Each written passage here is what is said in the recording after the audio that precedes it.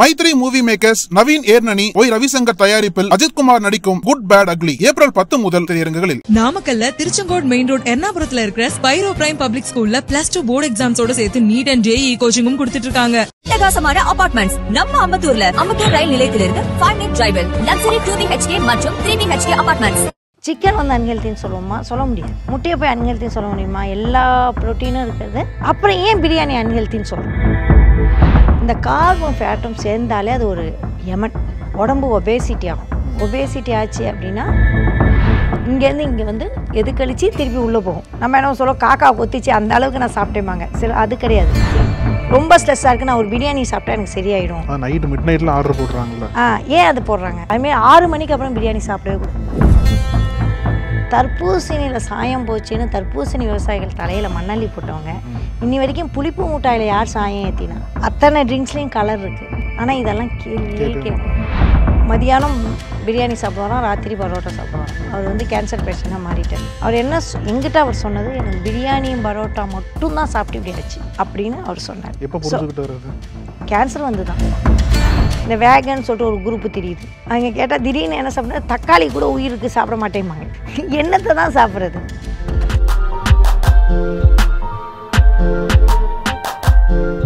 நக்கீரன் நேயர்களுக்கு வணக்கம். உணவும் உணர்வும் அப்படின்ற தொடரில் டயட்டீஷியன் திருமதி கிருத்திகா தரன் அவர்கள் உணவு சம்பந்தமான பல கேள்விகளுக்கு பதிலளிச்சுட்டு வராங்க. இன்னைக்கு அவங்க இணைஞ்சிருக்காங்க. அவங்கள்ட்ட கேட்க நிறையா இருக்குது, கேட்கலாம். மேடம் வணக்கம். வணக்கம். தங்களுக்கும் நக்கீரன் நேயர்களுக்கும் என் அன்பு வணக்கம். நேரத்துக்கு ரொம்ப நன்றி மேம். இன்னைக்கு நம்மளுக்கு இந்த உணவு சம்பந்தமான கேள்விகளை கேட்கும்போது ஹெல்த்தி ஃபுட்ஸ் ஒரு பக்கம் எடுத்துக்க வேண்டிய தேவை அதிகமாக இருக்குது. ஆனால் இன்னொரு பக்கம் வந்து அன்ஹெல்த்தி ஃபுட்ஸ் வந்து நம்ம அதிகமாக எடுத்துகிட்டு இருக்கோம். இப்போ இதை ரெண்டு பேலன்ஸ் பண்ணுற மாதிரி அன்ஹெல்த்தி ஃபுட்ஸை வந்து ஹெல்த்தி ஃபுட்ஸை மாற்ற முடியுமா? இப்போ உதாரணத்துக்கு பிரியாணி பற்றி பேசணும்னு வச்சுக்கோங்களேன். பிரியாணி வந்து அதிகமாக எடுத்து வைப்போம்னா அன்ஹெல்த்தி ஆகிடும். ஏன்னா நிறைய கலோரிஸ் அதில் இருக்குது. அந்த பிரியாணிவே ஹெல்த்தி ஃபுட்ஸை மாற்ற முடியுமா? அன்ஹெல்த்தி ஹெல்த்தி அப்படின்னு இப்போ நீங்கள் சாதம் சாப்பிட்டா அன்ஹெல்த்தின்னு நம்ம சாப்பிட்றதில்ல. மட்டன் வந்து அன்ஹெல்த்தி கிடையாது. டயட்டில் நாங்கள் கொடுக்குறோம். அதில் விட்டமின்ஸ் இருக்குது, மினரல்ஸ் இருக்குது, மேக்ரோஸ் இருக்குது, மைக்ரோஸ் இருக்குது, எல்லாமே இருக்குது. சிக்கன் வந்து அன்ஹெல்த்தின்னு சொல்லுவோமா? சொல்ல முடியாது. சிக்கன் வந்து ஒரு அன்ஹெல்த்தி கிடையாது. முட்டை, பிரியாணியில் முட்டை இருக்குது. முட்டையை போய் அன்ஹெல்த்தின்னு சொல்ல முடியுமா? எல்லா ப்ரோட்டீனும் இருக்கிறது இருக்குது. நெய்யை வந்து நெய் சேர்ப்பாங்க பிரியாணியில். இப்போ தான் ரீஃபைண்ட் ஆயில் ஹோட்டல் பிரியாணி. நான் சொல்ல வீட்டில் இருக்க பிரியாணி அது அன்ஹெல்த்தின்னு சொல்ல முடியுமா? சொல்ல முடியாது. அப்புறம் ஏன் பிரியாணி அன்ஹெல்த்தின்னு சொல்கிறோம்? இங்கே தான் ஒரு முக்கியமான கேள்வி இருக்குது. கண்டிப்பாக ஹெல்த்தியாக மாற்றலாம். ஆனால் பிரியாணி சாப்பிட்டா என்ன சிக்கல்கள் வரும் அப்படிங்கிறத முதல்ல பார்ப்போம். இன்க்ரீடியன்ஸை பார்க்காம மொட்டையாக நான் இன்றைக்கி வந்து நைட்டு எல்லோரும் 2-3 தோசை சாப்பிட்றாங்க. அது பயங்கர வைரல் ஆகிடுச்சு. 4 லட்சம் வியூ போயிட்டுருக்கு. அதில் ப்ரோட்டீனே இல்லை. அது ப்ரோட்டீனுக்கு பதிலாக நீங்கள் தோசையில் அப்படி சாப்பிடாம தோசையை காய்கறி போட்டு பக்கத்தில் கொத்தமல்லி சட்னி வச்சு ப்ரோட்டீனுக்கு ஒரு ஸ்ப்ரவுட்ஸ் வச்சிங்க அப்படின்னா அது பேலன்ஸ்டு ஃபுட்டு. ஒரு நீயா நானால் பார்த்தீங்கன்னா 15 தோசை இப்போ சாப்பிடுவேன், 20 தோசை சாப்பிடுவேன் அப்படின்னா அது அன்ஹெல்த்தி ஃபுட். ஸோ இப்படி சாப்பிடக்கூடாது, அதை இப்படி சாப்பிட்ணுன்னு சொல்கிறத இப்படி சாப்பிடக்கூடாது அப்படின்னு சொல்கிறத மட்டும் கட் பண்ணி வைரல் போயிட்டுருக்கு. யார் இவங்க தோசையை சாப்பிடக்கூடாதுங்கிறாங்க, எதை தோசை கூட சாப்பிடாமல் நான் என்ன பண்ணுறது அப்படிங்கிற மாதிரி. இப்போ என்ன ஆகும்னா இது பிரியாணி கூட சாப்பிடாமல் என்ன ஆக போகுது? பிரியாணி இப்போ இவங்க என்ன தோசை அன்றைக்கி வேண்டானாங்க, இன்றைக்கி பிரியாணி வேண்டாங்கன்னாங்களே. அப்படி இல்லை. முதல்ல ஒரு உணவை பற்றி என்னென்னமோ நம்ம பேசுகிறோம். நார்சிஸ்டிக் ரிலேஷன்ஷிப்னால் என்ன, யாரெல்லாம் நார்சிஸ்டிக்கு, அப்புறம் அது என்ன, பைப்போலார் டிசார்டருக்கு என்ன பண்ணணும், பைப்போலார் டிசார்டர்லாம் யாரோ ஒருத்தருக்கு எங்கேயோ வரப்போகுது. ஆனால் அதெல்லாம் நம்ம நல்லா தெரிஞ்சு வச்சுப்போம். டாக்ஸிக் ரிலேஷன்ஷிப்பு இன்ஸ்டா ரீல் பார்த்து தான் இவங்க டாக்ஸிக்காகவே ஆவாங்க. அப்புறம் ரிலேஷன்ஷிப்பும் கெட்டு போகும். ஆனால் இவங்க இன்ஸ்டாவில் பார்த்தேன் டாக்ஸிக் ஆகிடுச்சு என் ரிலேஷன்ஷிப்பு, அப்படியே எனக்கு ஒரு கவுன்சிலிங் வந்தாங்க. ஸோ இதெல்லாம் நம்ம பார்க்குறோம். ஆனால் நம்ம சாப்பிட்ற உணவில் என்ன இருக்குது, என்ன பார்க்கணும். நம்ம நலம்லேயே ஒரு இது பண்ணியிருக்கேன், லேபிள் ரீடிங் அப்படின்னு நான் படிச்சிருக்கேன். ஒரு நூடுல்ஸை எடுக்கிறதுக்கு முன்னாடி, ஒரு குழந்தைக்கு செஞ்சு கொடுக்கறதுக்கு முன்னாடி அந்த நூடுல்ஸ் பாக்கெட்டில் எழுதியிருக்க என்னென்ன இருக்குன்னு, அந்த மாதிரி என்ன இருக்குன்னு தெரிஞ்சுக்கணும் முதல்ல. இவ்வளோ நம்ம இன்றைக்கி வந்து ஸ்விக்கி ஜொமேட்டோவில் வந்து அதிகம் விற்பனையாவது பிரியாணி. கண்ணை மூடிட்டு நம்ம வாங்கிட்டுருக்கோம். ஆனால் அதில் என்ன இருக்குது? முதல்ல பிரியாணி சாப்பிட்டா என்னென்ன சிக்கல் வரும், ரெண்டாவது பிரியாணியில் என்ன இருக்குது, என்ன இருக்குது அப்படிங்கிறது முதல்ல பார்ப்போம். பிரியாணியில் என்னென்ன இருக்கும்? நீங்கள் சாப்பிட்றீங்க. ஆமாம் நம்ம என்ன பிரியாணி போடுறோம் அந்த பிரியாணிக்கான பீசஸ் இருக்கும், ஏலக்காய் இருக்கும். என்ன பீஸு? சிக்கன்னா சிக்கன், மட்டன்னா மட்டன் இருக்கும். பீஃப் பிரியாணி விட்டோம். பீஃபு இல்லை சிக்கன், மட்டன். அப்புறம் ஏலக்காய் இருக்கும். ஏலக்காய், ஸ்பைசஸ் நிறைய ஸ்பைஸ் இருக்கும். புதினா, கொத்தமல்லி போடுவாங்க. அப்புறம் சில இதெல்லாம் முந்திரி, அரிசி, முந்திரி. அப்புறம் எனக்கு தெரிஞ்சு அவ்வளோதான். Refined oil vanaspati. ஆமாம், ஹோட்டலில் வந்து ரீஃபைண்ட் ஆயில் வனஸ்பதி. ஏன் பிரியாணி கெடுதல் அப்படிங்கிறதுக்கு முதல்ல சொல்கிறேன். எங்கிட்ட ஒரு ரொம்ப ஸ்ட்ராங் ஆட்டோ இம்யூன் டிசீஸ் வந்துச்சு. அவங்க கிட்டத்தட்ட 20 வருஷமாக கஷ்டப்பட்டுட்ருக்காங்க. எதனாலன்னு அவங்களுக்கு தெரியவே இல்லை. ரெகுலராக ஃபுட்டு சாப்பிட்டுட்ருக்காங்க. ஆனால் அவங்களுக்கு சில பொருட்கள் அலர்ஜி. ஓகே, ஃபுட் அலர்ஜி மாதிரி. அவங்க பிரியாணி சாப்பிட்டா இன்றைக்கி அவங்களுக்கு ஆட்டோ இம்யூன் ட்ரிகர் ஆகும். ஓகே. அப்போ அவங்கள்ட்ட நான் சொல்கிறேன், இந்த மாதிரி பிரியாணியில் இந்த காம்பினேஷன் நீ சாப்பிடும்போது இந்த விஷயம் ப்ரொடியூஸ் ஆகுது, அப்போ நீ இதை சாப்பிடக்கூடாது அப்படிங்கும் பொழுது தான் புரியுது. ஏன் ஆட்டோ இம்யூன் வந்து பிரியாணிக்கும் ஆட்டோ இம்யூனுக்கு என்ன தொடர்பு அப்படிங்கும்போது, முதல்ல மட்டன், சிக்கன், பீஃப் இதெல்லாம் ஹெவி ஃபேட்டு, இது கார்பு. இந்த கார்பும் ஃபேட்டும் சேர்ந்தாலே அது ஒரு யமன். உடம்பு ஒபேசிட்டி ஆகும். ஒபேசிட்டி ஆச்சு அப்படின்னா ரொம்ப. அடுத்து என்னென்னா, இந்த வனஸ்பதியும் ரீஃபைண்ட் ஆயிலும் சேர்ந்து கார்பு ஃபேட்டு சேரும்பொழுது டாக்ஸிக்காக மாறும். அது வந்து லிவரை கெடுக்கும். முதல்ல ஒபேசிட்டி, ரெண்டாவது லிவர் கெடுது. மூணாவது என்ன அப்படின்னா, கட்டு அப்படிங்கிறது, கட் ஃப்ளோரா அப்படிங்கிறது நிறைய பேசியிருக்கோம். பேசாதங்க திருப்பி போய் நக்கீரன் நலமாக பார்த்தா தெரியும். ஸோ கட் ஃப்ளோராவில் என்ன ஆகும், சாதம் வந்து அதிகமாக டைஜஸ்ட் ஆகும், மட்டன் வந்து சிக்கன்லாம் கம்மியாக டைஜஸ்ட் ஆகும். இது ரெண்டுத்துக்கும் பேலன்ஸ் ஆகாமல் தடுமாறும். சம்டைம் பேலன்ஸ் ஆகாமல் அல்சரு, அசிடிட்டி, அந்த மாதிரி கேர்டு, ஏப்பம்னா எதுக்கழிக்கிறதுமாங்க. இங்கேருந்து இங்கே வந்து எதுக்கழிச்சு திருப்பி உள்ளே போகும். நம்ம என்ன சொல்லுவோம், காக்கா கொத்திச்சு அந்த அளவுக்கு நான் சாப்பிட்டேமாங்க. அது கிடையாது. சில பேருக்கு ஆசிடு மேலே வரும், அப்போ கட் மியூக்கோசா பிரச்சனையாகும், பிஹெச் பேலன்ஸ் கம்மியாகும். இது பேலன்ஸை நீங்கள் தொடர்ந்து செய்யும்போது உங்களுக்கு வந்து இதை எதிர்ப்பு சக்தி உருவாக்குறதா என்ன பண்ணுறதுன்னு தெரியாமல் நம்ம உடலுக்குள்ளேயே வந்து நம்மளோட கட்டில் இருக்கிற செல்கள் வந்து நம்மளை எதிர்க்க ஆரம்பிச்சிடும். அதுதான் ஆட்டோ இம்யூன்.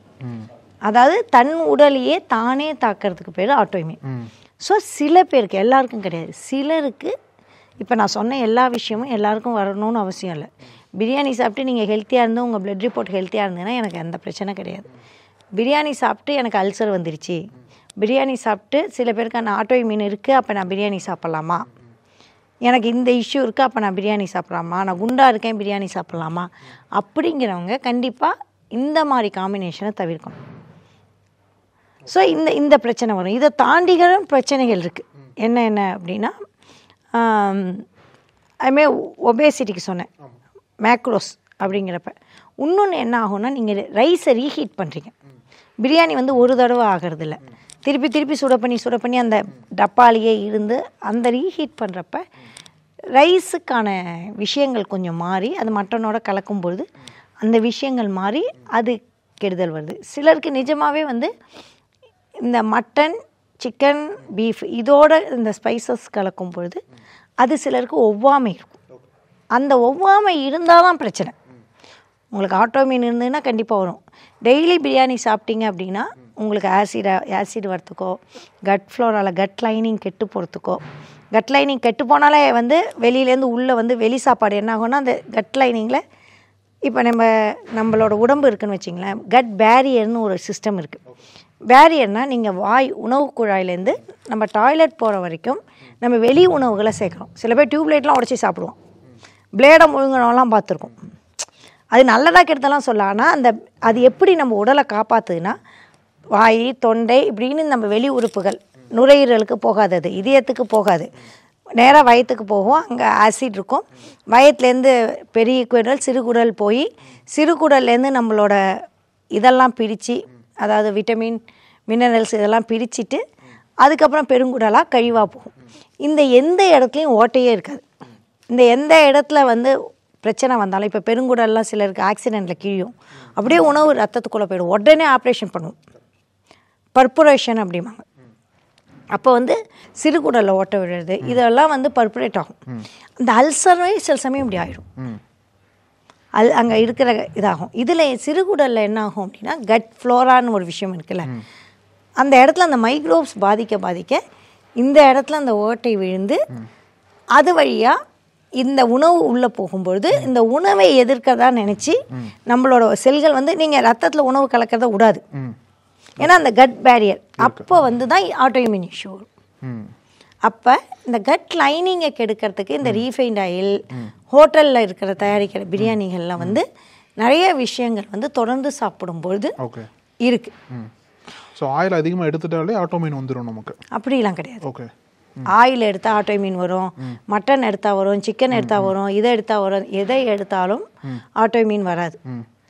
ஆட்டோஇம்யூன் வரக்கூடிய விஷயங்களை நம்ம தொடர்ந்து பண்ணினோம், நம்ம வயத்தை கெடுக்கக்கூடிய விஷயங்களை செஞ்சோம், ரொம்ப ஓவராக வந்து அழுக்கே படாமல் வளர்றது, ரொம்ப ஓவர் சுத்தமாக இருக்கிறது, ஸ்ட்ரெஸ்ஸு. இன்னொன்று என்ன அப்படின்னா இந்த ஸ்ட்ரெஸ் ஈட்டிங்கில் பிரியாணி பண்ணுவாங்க. ரொம்ப ஸ்ட்ரெஸ்ஸாக இருக்கு, நான் ஒரு பிரியாணி சாப்பிட்டா எனக்கு சரியாயிடும், நைட்டு மிட் நைட்டில் ஆர்டர் போடுறாங்களா? ஏன் அது போடுறாங்க? அப்போ ஆல்கஹாலோட பிரியாணி சாப்பிட்றாங்க. ஸ்ட்ரெஸ் ஈட்டிங்கில் பிரியாணி சாப்பிடுவாங்க. ஆல்ரெடி உங்களுக்கு ஸ்ட்ரெஸ் இருக்கும். நீங்கள் ஆல்கஹாலை சொன்னீங்களா மேம், எனக்கு டவுட் இருக்குது. இப்போ யூஸ்வலாகவே வந்து பிரியாணி அதிகமாக சாப்பிட்டோம் அப்படின்னா ஒரு கேஸியஸ் ஐட்டம் உள்ளே போனால் செரிச்சிருன்றதுனால சவனப்போ ஸ்ப்ரைட்டோ வாங்கி கொடுக்கறது வழக்கம் தான். அதுவும் பண்ணக்கூடாது, அதுவும் பண்ணுறது கரெக்டாக ஏன் செரிக்க மாட்டேங்குது அப்படிங்கிறப்ப மட்டன் சிக்கன் மெதுவாக ஜெரிக்கும், சாதம் வந்து உடனே செரித்து உடம்புல குளுக்கோஸாக மாறும். குளுக்கோஸாக பறப்போ உங்களுக்கு உடம்புக்கு எனர்ஜி கிடைச்சிடும். இது உள்ளே வந்து செரிக்காத மாதிரி நம்மளுக்கு ஃபீலிங் இருக்கும். இதான மெதுவாக தான் செரிக்கும், வயிறு நிறைந்த ஃபீலிங் வரும். ஆனால் சிலருக்கு நிஜமாகவே செரிக்காது. அப்போ இதெல்லாம் பண்ணும்பொழுது இன்னுமே கட் லைனிங் எஃபெக்ட் ஆகும்.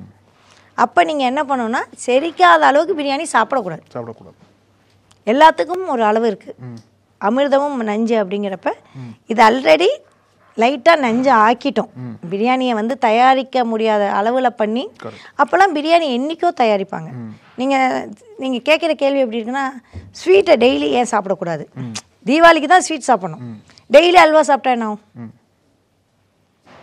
அந்த காலத்தில் வந்து ராஜாக்கள் வந்து பிரியாணியை வந்து என்றைக்கோ ஒரு நாள் தயாரித்து ஒரு ராஜ விருந்தாக போட்டுக்கிட்டு இருந்த ஒரு உணவு. நீங்கள் என்றைக்கோ ஒரு நாள் பிரியாணி சாப்பிட்றதுனால நம்மளுக்கு எதுவும் பிரச்சனை வராது. சரி, நீங்கள் சொல்கிறத பார்த்தா தீபாவளிக்கு தவிர ஸ்வீட் சாப்பிடணும் அப்படின்னா அந்த ஸ்வீட் பிஸ்னஸே ஸ்பாயில் ஆகிடும்ல? நான் எந்த பிஸ்னஸுமே ஸ்பாயில் ஆகாது. இன்றைக்கி திடீர்னு பார்த்தீங்கன்னா ஆர்கானிக்குங்கிறாங்க. அப்படின்னா ஆர்கானிக் தயாரிக்காத பிஸ்னஸ்லாம் ஸ்பாயில் ஆச்சா? எல்லாம் ஷிஃப்ட் ஆகுது. இப்போ அதே மாதிரி ஸ்வீட் தயாரிக்கிறவங்களும் ஷிஃப்ட் ஆகிடுவாங்க. நீங்கள் வந்து கோபால் பல்பொடி தயாரித்தாங்க, பேஸ்ட் வந்தால் கோபால் பல்பொடி போயிடும் அப்படிம்பாங்க. பேஸ்ட்லேருந்து கோபால் பல்பொடிலேருந்து பேஸ்ட்டுக்கு ஷிஃப்ட் ஆகணும். இப்போ பேஸ்ட்லேருந்து கறிப்பொடி, ஃபஸ்ட்டு கறிப்பொடி சாப்பிட்டோம், பல்லு தேய்ச்சோம், கோபால் பல்பொடி வந்தது, அப்புறம் பேஸ்ட் வந்து இப்போ திருப்பி கறிப்பொடி பேஸ்ட்டோட விலை ஜாஸ்தி ஆயிடுச்சு. கேட்டால் சார்கோல் உங்கள் பல்லு வெள்ளையாக இருக்கும் அப்படின்னு வித்தியாசமாக சொல்லி விற்கிறாங்க. ஸோ எல்லாமே ரெவல்யூஷன் தான், எல்லாமே சுற்றி வரும். அதில் வந்து நம்ம எதை சூஸ் பண்ணுறோமோ அது ஆரோக்கியமாக இருப்போம். அவ்வளோதான், இதில் வந்து பெரிய மேஜிக்லாம் இல்லை. ஸோ இப்போ நம்ம யூஸ்ஃபுல்லாகவே வந்து பிரியாணி ஒரு அட்ராக்ஷன் இருக்கும்போது அந்த அட்ராக்ஷனோட சேர்த்து சில ஐட்டம்ஸ்லாம் காம்போவாக வைக்கிறாங்க இல்லையா? இப்போ நம்ம பிரியாணி ஆர்டர் பண்ணாலே ஆட்டோமேட்டிக்காக வந்து ஒரு 7up டின் 7up பாட்டில் வருது, அதோடு சேர்த்து ஸ்வீட்டு வருது. இதை நம்ம நச் பண்ணுற மாதிரி இருக்குல்ல, நீங்கள் சாப்பிடுங்க அப்படின்ற மாதிரி நச் பண்ணும்போது நம்ம அப்போ வந்து கண்ட்ரோல் பண்ண முடியல பல பேரால். அப்போ வந்து அந்த கண்ட்ரோல் மெக்கானிசம் வந்து எப்படி நம்ம கொண்டு வரணும்? ஏன்னா ஏற்கனவே அன்ஹெல்த்தியாக சாப்பிட்றோம், இப்போ அதையும் தாண்டி இன்னும் அன்ஹெல்த்தியாக வரும்போது அது நம்ம மிஸ் பண்ணுறோம்ல. அதாவது இந்த காம்பினேஷன் அப்படிங்கிறதுல 7up வெறும் சர்க்கரை தான் இருக்குது. சர்க்கரை தண்ணியை கலந்து உங்களுக்கு சோடாவில் அமுக்கி கொடுக்குறாங்க. இப்போ தர்பூசணி ஃபேண்டா கொடுக்குறாங்க பிரியாணியோட. ஃபேண்டா சாப்பிட்டா என்ன ஆகும்? வாயலாம் ஆரஞ்சு கலராக மாறும். நான் ஃபேண்டா கெடுதலாம் நல்லதாங்கிறது இல்லை, அவங்களாம் லிமிட்டடு. தர்பூசணியில் சாயம் போச்சுன்னு தர்பூசணி விவசாயிகள் தலையில் மண்ணள்ளி போட்டவங்க இன்னி வரைக்கும் புளிப்பு மூட்டாயில் யார் சாயம் ஏற்றினா? சின்ன வயசுல நம்ம புளிப்பு மிட்டாய் சாப்பிட்றோம்ல, நம்ம பாட்டி சொல்லுவாங்க வாய் நம்மன்னு இருக்குது புளிப்பு மிட்டாய். புளிப்பு மிட்டாயில் யார் கலர் போடல? அத்தனை ட்ரிங்க்ஸ்லேயும் கலர் இருக்குது, பிரியாணிலையும் கலர் போடுறாங்க. ஆனால் இதெல்லாம் கேள்வியே கேட்க மாட்டோம். இப்போ பார்த்தா தர்பூசணியை மட்டும் வேண்டாம் அப்படிமோ. முதல்ல கேட்க வேண்டிய கேள்வி, நம்ம உணவில் என்ன இருக்குது? ரீல்ஸை பார்த்து கற்றுக்காதீங்க. குழந்தைகள்லேருந்து நான் என்னோட ப்ரோக்ராமில் வந்து டீன் ஏஜுக்கும் குழந்தைங்களுக்கும் ஒரு டயட் ப்ரோக்ராம் எடுக்கிறேன். அவங்கள்ட்ட நான் சொன்னேன் அப்படின்னா அவங்க கரெக்டாக ஃபாலோ பண்ணுறாங்க. அவங்கள்ட்ட சயின்ஸை சொல்லாமல் அது கெடுதல் இது கெடுதல்னு சொல்லக்கூடாது, நோ சொல்லக்கூடாது, சயின்ஸை சொல்லணும். ஆனால் நம்ம சயின்ஸை ஒத்துக்கிறோமா அப்படின்னா அது கேள்வி. ஸோ இப்போ அந்த அன்ஹெல்த்தி ஃபுட்டையே எப்படி ஹெல்த்தியாக மாற்றுறதுன்னு சொன்னீங்க. அதுக்கு நம்ம ஹெல்த்தி ஃபுட்டே சாப்பிட்டு போயிடலாமே, அந்த மைண்ட் எப்படி மாற்றுறது? ஒன்று வந்து பழக்கம். பிரியாணிங்கிறது ஒரு பழக்கம், பரோட்டாங்கிறது பழக்கம். வெறும் பிரியாணி திருப்பூரில் வந்து ஒரு ஹார்ட் ஒர்க்கிங் பர்சன் ராத்திரி பகலாக மார்க்கெட்டிங் அலைவாப்பில் மதியானம் பிரியாணி சாப்பிடுவாராம், ராத்திரி பரோட்டா சாப்பிடுவாராம். அவர் வந்து கேன்சர் பேஷண்ட்டாக மாறிட்டார். ரொம்ப சின்ன வயசுலேயே மாறிட்டார். அப்புறமா ஃபாஸ்டிங் என்னென்னமோ பண்ணி வெளியில் வந்துட்டான்னு வச்சுங்க. அவர் என்ன எங்கிட்ட அவர் சொன்னது, எனக்கு பிரியாணியும் பரோட்டா மட்டும்தான் சாப்பிட்டு இப்படி ஆச்சு அப்படின்னு அவர் சொன்னார். எப்போ புரிஞ்சுக்கிட்டாரு அது?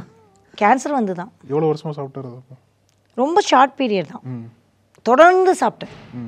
தொடர்ந்து சாப்பிட்டு நீங்கள் கெடுதலான உணவை தொடர்ந்து சாப்பிட்டா ரொம்ப நாள்லாம் வேண்டாம். நீங்கள் சாப்பிட்டா என்ன அப்படின்னா சாப்பிடுங்க, ஹாஸ்பிட்டலில் போய் புரிஞ்சுப்பீங்க. பிரியாணியோ தீபாவளி ஸ்வீட்டோ இது எல்லாமே வந்து என்னைக்காவது ஒரு சின்ன குவான்டிட்டியில் நல்லா டேஸ்ட்டாக சாப்பிட்றது. அப்புறம் பிரியாணியோட குலோப் ஜாமுன் 7up இதெல்லாம் சாப்பிடாம தயிர் பச்சடி கொடுக்குறாங்க, அது நல்லது, அதெல்லாம் சாப்பிட்லாம். இதை ஹெல்த்தியாக எப்படி மாற்றுறதுங்கிறத விட போர்ஷன் சைஸ் முதல்ல எவ்வளோ, 300 கிராம் பிரியாணி மினிமம், அப்புறம் பக்கெட் பிரியாணி, அப்புறம் டப்பா பிரியாணி, பாட் பிரியாணி, மடிக்கே பிரியாணி. இல்லை அதை சாப்பிட்றவங்க இருக்காங்க, அவங்க கொடுக்குறாங்க, அவ்வளோ தப்பு சொல்ல முடியாதுல்ல. டிமாண்ட் அந்த அளவுக்கு இருக்குது அவங்களுக்கு. நம்மளுக்கு என்ன வேணாலும் விற்பாங்க. கொக்கோ கோலா விற்பாங்க, ஃபேண்டா விற்பாங்க, பெப்சி விற்பாங்க, இதெல்லாம் அவன் விற்பான். பர்கர் விற்பாங்க, பீஸா விற்பாங்க, இதெல்லாம் அவங்க விற்க தான் விற்பாங்க. எல்லாமே விற்க தான் விற்பாங்க. அது அவங்களோட வியாபாரம். உங்களுக்கு என்ன தேவைன்னு நீங்கள் தான் முடிவு பண்ணணும். நீங்கள் என்ன தேவை அப்படின்னு நீங்கள் முடிவு பண்ணிட்டீங்க அப்படின்னா அதை அவங்க விற்க ஆரம்பிச்சிடுவாங்க. இப்போ இளநீ எப்படி விற்க ஆரம்பிச்சாங்க? இளநீ டெட்ரா பாக்கெட்டில் கிடைக்குதா? இளநீ இப்போ ஆர்டர் பண்ணால் வீட்டுக்கு வருதா? அப்புறம் ஹெல்த்தி, இப்போ நீங்கள் பிக் பேஸ்கெட்டில் போய் பாருங்கள், ஹெல்த்தி ஸ்நாக்ஸ்ன்னு போட்டால் மக்கானா வருது. மக்கானாலாம் நம்ம கேள்விப்பட்டதே இல்லை. மக்கானாவை சாப்பிடுங்க, அதை சாப்பிடுங்க, இதை சாப்பிடுங்க, இதில் இவ்வளோ ப்ரோட்டீன் இருக்குது. அப்புறம் ஸ்விக்கியில் பார்த்தீங்கன்னா எங்கள் பெங்களூரில் வந்து அவ்வளோ ஹெல்த்தி ஆப்ஷன்ஸ், சாலட் வருது, அது வருது, இது வருது, சக்கை போடுறாங்க. ஆனால் சிலது வந்து மேம் பேக்டு பண்ணாலே ஹெல்த்தின்னு டிட்டர்மைன் பண்ண முடியுமா? ஆனால் பேக்டு பண்ண ஐட்டம்ஸே வந்து எப்போ பேக் பண்ணாங்களோ ப்ரிசர்வேட்டிவ்ஸ் எதுவுமே ஆட் பண்ணியிருப்பாங்கன்னு சொல்லிட்டு அங்கேயே ஒரு அன்ஹெல்த்தி இருக்குல்ல, அது எப்படி நம்ம? இங்கே பாருங்கள், காய்கறியில் வந்து பாய்சன் போடுறாங்க, காலிஃப்ளவர்லேயே பாய்சனை முக்கிய எடுக்கிறாங்க, எல்லாம் முக்கிய எடுக்கிறாங்க. கொஞ்சம் நம்ம சோடாப்பை போட்டு க்ளீன் பண்ணி தான் சாப்பிட்டுட்ருக்கோம். ரொம்பையும் அடிப்படைக்கு போனீங்க அப்படின்னா எதுவுமே நம்ம சாப்பிட முடியாது. இந்த வேகன்னு சொல்லிட்டு ஒரு குரூப்பு தெரியுது. அவங்க கேட்டால் திடீர்னு என்ன சாப்பிட்னா தக்காளி கூட உயிருக்கு சாப்பிட மாட்டேம்பாங்க. என்னத்தை தான் சாப்பிட்றது? ஸோ அந்த மாதிரியான இன்டெப்த்தாக நம்ம ரொம்ப போக வேண்டிய தேவையில்லை. மேலோட்டம் இதையே பார்க்க மாட்டேங்கிறாங்க. உங்கள் உணவில் உங்கள் தட்டில் என்ன இருக்குது? உங்கள் தட்டில் பொரிச்ச சிக்கன்னா அந்த பொரிச்ச சிக்கன் என்ன பண்ணும் நம்ம உடம்புக்கு? கொக்கோ கோலா அப்படின்னா அதுக்குள்ளே கொக்கோ கோலாக்குள்ளே என்ன தான் இருக்குது? ஃபேண்டானா ஃபேண்டாவில் என்ன இருக்குது? நீங்கள் கெடுதலாக நல்லதாங்கிறதெல்லாம் வேண்டாம், தெரிஞ்சுக்கிங்க அடிப்படை விஷயங்களை. குழந்தை வந்துச்சுன்னா முதல்ல கொக்கோ கோலா பின்னாடி நீங்கள் சாட் ஜிபிடி, கிராக்கு, டீப்சீக்கெல்லாம் யூஸ் பண்ண வேண்டாம். இல்லை அதுவே யூஸ் பண்ணிங்கன்னா கொக்கோ கோலாவை ஃபோட்டோ எடுத்து டீப்சீக்கில் போய் இல்லை சாட் ஜிபிடியில் போய் இதில் என்ன இருக்குதுன்னு கேளுங்க, ஒரு நிமிஷத்தில் ஆன்சர் வந்துடும். இப்படி இப்படி இப்படி இப்படி இப்படி இப்படின்னு யாரோ பேச பண்ணுறீங்க. ஒரே ஒரு நிமிஷம், நம்ம சாப்பிட்றதுல என்ன இருக்குது? இன்றைக்கி ஃபோட்டோ போட்டால் ஆன்சர் பண்ணுற அளவுக்கு சாட் ஜிபிடி ரெடி ஆகிடுச்சு. அவ்வளோ ஈஸியாக இன்றைக்கி உணவை வந்து நீங்கள் தேர்ந்தெடுக்கலாம்.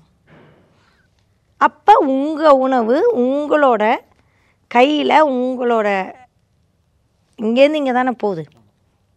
ஒரு மனிதன் வந்து பகுத்தறிவு இருக்கிறவன் தானே. பால் டாயில் குடிச்சிடுவானா? குடிக்க மாட்டான்ல. தனக்கு எது விஷம் அப்படின்னு தெரிஞ்சிருக்கு வந்தால் மனிதன். குளூட்டன் அலர்ஜி இருக்கிறவங்க போய் கோதுமையை கொடுத்தா என்ன ஆவாங்க? என்ன ஆவாங்க? பீனட் அலர்ஜி இருக்கவங்களுக்கு பீனட் கொடுக்கலாமா? அதேமாரி ஆட்டோமின் இருக்கவங்களுக்கு பிரியாணி கொடுக்கறது பார்த்து தான் கொடுக்கணும். அப்போ என்ன உணவு யாருக்கு எவ்வளோ ஒத்துக்கும்? ஒரு 300 கிராம் நீங்கள் பிரியாணி கொடுக்குறீங்களா, அந்த 300 கிராம் பிரியாணியில் என்ன இருக்குது, அது எனக்கு ஒத்துக்குமா, எனக்கு இது ஜெரிக்குமா, எனக்கு அசிடிட்டி வருமா வராதா, நான் எந்த அளவுக்கு சாப்பிட்லாம். நான் என்ன சொல்கிறேன் அப்படின்னா, என்றைக்கோ ஒரு நாள் கொஞ்சமாக சாப்பிட்றது தவறே கிடையாது. நீங்கள் வாரம் ஒரு நாள் கூட பிரியாணி எடுங்க. ஆனால் ஒரே ஒரு வேளை 21 வேலையில் 7 × 3 21 வேலை, 21 வேலையில் இத்தினூண்டு பிரியாணி சாப்பிட்றதுனால உங்களுக்கு ஒன்றும் ஆகிடாது. அது அது பிரச்சனை இல்லை. எப்போ பாரு ஸ்விக்கியை பார்த்தாலே ஒரு பிரியாணி ஆர்டர் பண்ணுறது அது பிரச்சனை. பிரியாணியை ஹெல்த்தியாக சாப்பிட்றது அப்படின்னா, பிரியாணி மட்டன் இருக்குல்ல, பீஸ் மட்டும், பீஸை மட்டும் ரைஸை விட்டு நீங்கள் சாப்பிட்ருங்க. அப்படின்னா அந்த ரைஸில் இருக்கிற அந்த ஆயில் ரைஸு அதெல்லாம் வந்து இன்னுமே கெடுதல். அப்புறம் ரீஃபைண்ட் ஆயில் வந்து ரொம்ப ரொம்ப கெடுதல். வனஸ்பதியும் இந்த 3 காம்பினேஷனே பிரச்சனை தான். ரைஸு, ரீஃபைண்ட் ஆயிலு, நான்வெஜ், இந்த 3மே காம்பினேஷனாக இருக்கிறனால தான் பிரச்சனை. அப்போ உங்களுக்கு ரொம்ப பிடிக்குமா, அந்த மட்டன் பீஸ் எடுங்க, கொஞ்சம் புதினா சட்னி வச்சிங்க, கொஞ்சம் தயிர் பச்சடி வச்சிங்க, இதெல்லாம் வச்சு அந்த மட்டன் பீஸை மட்டும் சாப்பிட்ருங்க. ஸோ வெறும் குஸ்கா பிரியாணி அப்படிங்கிறாங்க, அது வந்து வெறும் ஆயிலும் கார்பும் ரீஃபைண்ட் ஆயிலும், அது வந்து சரி வராது. இல்லை நான் இன்னும் ஹெல்த்தி ஆப்ஷனை நானே வீட்டில் பண்ணுறீங்க அப்படின்னா, காலிஃப்ளவரை வந்து ரைஸ் மாதிரி பண்ணி நான்வெஜ் போட்டு பண்ணும்போது உங்களுக்கு கார்பும் நான்வெஜ்ஜும் சேராது. காலிஃப்ளவர் ரொம்ப நீங்கள் டயட்டாகவே சாப்பிடலாம், உடம்பே இழைக்கும். காலிஃப்ளவரில் புலாவ் பண்ணுறது, நான்வெஜ் புலாவ் பண்ணுறது காலிஃப்ளவர் ரைஸில் அப்படிங்கிற மாதிரி வீட்லேயே நீங்கள் சிம்பிளாக ரைஸை மிக்ஸ் பண்ணி, ரொம்ப ரைஸை ரீஹீட் பண்ணாமல் ரைஸை மிக்ஸ் பண்ணி புலாவ் அப்படிப்பாங்க. ஸோ அந்த மாதிரி நான்வெஜ் புலாக்கள் அந்த மாதிரி பண்ணி, அதோட நிறையா தயிர் பச்சடி, கொஞ்சமாக பிரியாணி, நிறையா பக்கத்தில் வந்து நிறையா புதினா போடுறது, கொத்தமல்லி போடுறது, கொஞ்சம் நான்வெஜ்ஜை போட்டுட்டு கொஞ்சமாக கார்பை சேர்க்கறது, கொஞ்சமாக சேர்க்கறது ரைஸை, இல்லை கொஞ்சமாக மில்லட்டை சேர்க்கறது, ப்ரௌன் ரைஸ் சேர்க்கறது, இதுவும் கொஞ்சம் ஃபைபர் ஆகும், அதுவும் ஃபைபர் ஆகும், டக்குன்னு குளுக்கோஸ் ஏறாது. ஸோ இதெல்லாம் வந்து கொஞ்சம் நல்ல ஹெல்த்தி ஆப்ஷன் வந்து பண்ணும். ஸோ எது வேணாலும் சாப்பிட்லாம், எந்த அளவுக்கு எப்படி எந்த வேலை. அதுமாதிரி 6 மணிக்கு அப்புறம் பிரியாணி சாப்பிடவே கூடாது. ஈவினிங் எப்போவுமே. ஏன்னா ஆல்ரெடி இது டைஜஸ்ட் ஆகாது. என்ன ஆகும் அப்படின்னா, உங்களுக்கு 9 மணி மெலோட்டனின் செக்ரியேஷன் ஆரம்பிச்சோன்னே, தூக்கத்தை பற்றி பேசுகிறப்ப செக்ரியேஷன் ஆரம்பிச்சோன்னே உங்களோட, நீங்கள் வந்து நைட் யாராவது நம்ம டாய்லெட் போகிறோமா? போகிறதே கிடையாது. தூங்கினா யாரும் ஏஞ்சி தூக்கத்தில் ஏஞ்சி பாத்ரூம் தான் போவோம், டாய்லெட் போக மாட்டோம், 2 பாத்ரூம் போக மாட்டோம். ஏன் போக மாட்டோம்னா, நம்மளோட சிஸ்டம் எல்லாமே எல்லா வேலையும் பண்ணிவிட்டு ரெஸ்ட் எடுத்துக்க போய்டும். அப்போ போய் பிரியாணி சாப்பிட்டுட்டு இருந்தீங்க, அது உடம்பு கெட்டு போகாமல் என்ன ஆகும்? ஸோ அப்போ மதியானம் மட்டும் லஞ்சில் பிரியாணி கொஞ்சமாக சாப்பிட்றது அவ்வளோ பிரச்சனை வராது. ராத்திரி ஆர்டர் பண்ணுறது, ஆல்கஹாலோடு ஆர்டர் பண்ணுறது, மிட் நைட்டில் பிரியாணி சாப்பிட எனக்கு ஆசையாக இருந்தது, ஸ்ட்ரெஸ்ஸாக இருக்கிறப்ப, முக்கியமாக ஸ்ட்ரெஸ்ஸு, எமோஷ்னல் ஈட்டிங் வந்து பிரியாணியும் ஸ்ட்ரெஸ்ஸும் சேர்ந்ததுன்னு வச்சுங்க, வயத்தையும் காலி பண்ணும், ஆங்ஸைட்டியும் ஜாஸ்தி பண்ணிடும். ஏன்னா கட்டை கெடுக்கிறீங்க. அப்போ உங்களுக்கு வந்து சைக்காலஜிக்கல் டிஸார்டர் வரதுக்கான வாய்ப்பு ஸ்ட்ரெஸ் ஈட்டிங் பிரியாணியில் இருக்குது. எந்த ஸ்ட்ரெஸ் ஈட்டிங் ஃபுட்லேயுமே இருக்கும். Okay ma'am. ஸோ எல்லா பிரியாணி லவர்ஸ்க்கும் அவேர்னஸாக இருக்குமான்னு தெரியல. பட் ஆனால் அவங்க கருத்து வந்து எல்லாத்துக்கும் ஒரு விழிப்புணர்வாக இருக்கும். எங்கே கண்ட்ரோல் பண்ணணும், எப்போ சாப்பிடணும், என்ன சாப்பிடணும்னு சொல்லிட்டு ஒரு நல்ல ஒரு அழகாக கருத்துக்கள் கொடுத்தீங்க. உங்கள் நேரத்துக்கும் கொடுத்து ரொம்ப நன்றி மேம். நன்றி.